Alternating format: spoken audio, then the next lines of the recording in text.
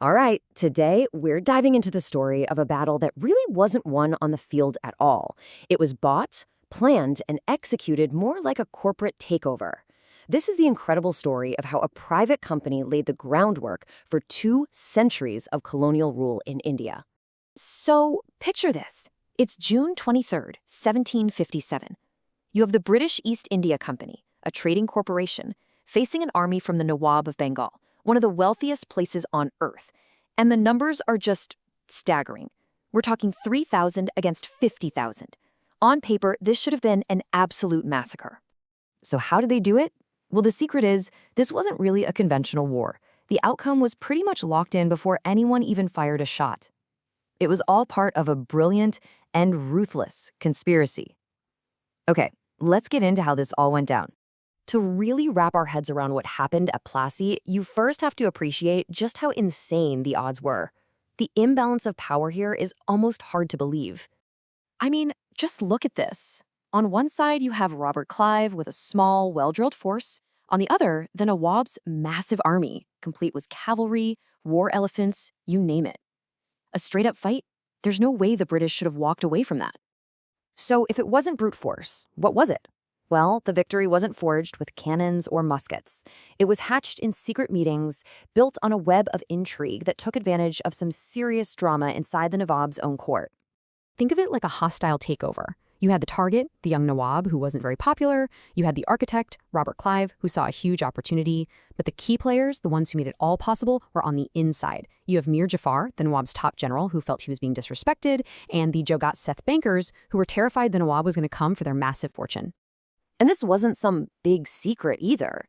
This quote from a French officer who was there at the time basically spells it out.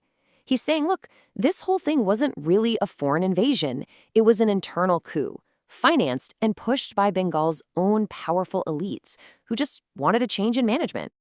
And this really gets to the heart of it all. The conspiracy boiled down to a secret deal that turned what looked like a war into, well, a business transaction. This quote just nails it, doesn't it? It frames the whole event perfectly. It wasn't a conquest, it was a buyout. The Nawab's own commander-in-chief and his top financiers were literally selling him out to the company. And just look at the money involved here. £4 million. In 1757, this is an absolutely immense sum of money. We're not talking about a simple bribe. This was corporate financing for a revolution. The Jagat Seths bankrolled the whole thing, which pretty much guaranteed a British victory before a single shot was fired. And you can see how it all came together right before the battle. The deal was officially signed by Mir Jafar on June 10th, just 13 days before the fight. That signature meant that a huge chunk of the Nawab's army had already agreed to just stand there and do nothing. All right, so the fix is in. The deal is signed. Now let's see how this whole prearranged plot actually played out on the day of the battle. It honestly reads like a movie script. First, a freak rainstorm ruins the Nawab's gunpowder. Then, his one truly loyal general gets killed in an early exchange. The Nawab starts to panic. He literally throws his turban at Mir Jafar's feet, begging him for help. And what does Mir Jafar do? He tells him to retreat for the day, all while his own troops don't move a muscle. The Nawab, thinking it's all over, flees, and that's that. And if you need any more proof that this wasn't a real battle, just look at the numbers. The British lost around 22 men. For a so-called decisive battle that reshaped a subcontinent, that is an incredibly low number. This wasn't a war. It was a skirmish that happened after the real victory had already been bought and paid for.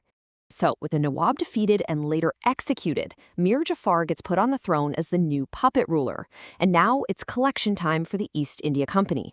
This is where everything changes. And the payout was just breathtaking. They called it the Plassey Plunder, and for good reason. This massive transfer of wealth started to systematically bleed Bengal's treasury dry. Robert Clive himself got a present that made him one of the wealthiest men in Britain, basically overnight. And this right here is the real turning point. The East India Company wasn't just some trading firm anymore. It was now a sovereign power. It got the right to collect taxes, which it then used to fund its own private army and expand its control across the rest of India. This was the moment the British Empire in India truly began. And who better to sum it all up than Robert Clive himself? He totally understood what had just happened. They weren't just merchants anymore asking for trading rights. They were the new Nawabs. They were the new masters. So in the end, the story of Plassey is so much more than just a battle. It's about that critical moment when corporate ambition, political scheming, and inside betrayal all came together to bring down a kingdom. And it leaves us with this really big question. When a company can literally buy a country, what does sovereignty even mean?